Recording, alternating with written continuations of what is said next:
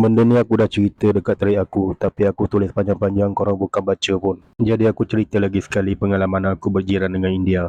Jiran aku ni dia duduk sekali dengan mak ayah dia satu rumah. Masa mula-mula dia pindah dulu, rumah dia ada masalah elektrik. Jadi aku pergilah tolong sambil bersuai kenal. Tak ramai jiran yang tahu aku siang kontraktor, tapi malam aku jadi Batman. Aku masih rahsiakan identiti aku. Kawasan perumahan aku ni kebanyakan laki bini akan bekerja di siang hari. Jadi bila siang hari tinggallah bini aku dengan mak ayah jiran aku ni.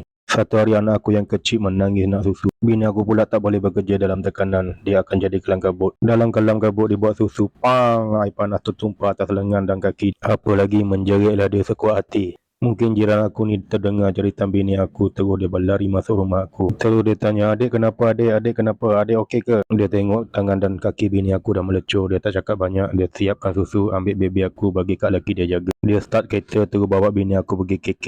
KK tu klinik kesihatan, bukan KK yang jual stokin tu. Lepas dapat rawatan dekat KK, balik rumah pun dah tengah hari. Anak aku pula nak balik sekolah. Bini aku tak masak lagi. Dia suruh bini aku rehat. Dia masakkan untuk kami sekeluarga. Dia cakap tak apa, biar dia yang masak hari ni. Guna bahan-bahan yang ada kat dapur aku. Bila balik kerja, bini aku tak cerita apa-apa. Sampailah aku makan masakan jiran aku tu. Aku tanya bini aku, kenapa rasa lain? Anak-anak ada buat hal ke? Barulah dia cerita apa yang jadi hari ni. Sambil singsing lengan baju tunjuk tempat melecur. Teruk juga dia melecur, kesian bini aku. Sambil makan aku cakap kat dia, masakan awak lagi sedap. Dia buat muka pelik. Sebab aku dah tambah 2 pinggan. Aku ingatkan dia beli kat mamak. Bila kita buat baik dengan jiran, jiran akan buat baik dengan kita. Tak kira apa bangsa, agama dan kepercayaan. Kalau korang ada jiran dari neraka, bawa datang jumpa aku. Bawa 2 ekor ayam kampung warna hitam, 3 biji telur ayam kampung, 3 biji limau nipis, asam jawa, cili padi dan daun ketumbar. Garam dan gula tak payah, rumah aku pun ada. Nanti bawa jiran kau datang sekali, kita makan sama-sama.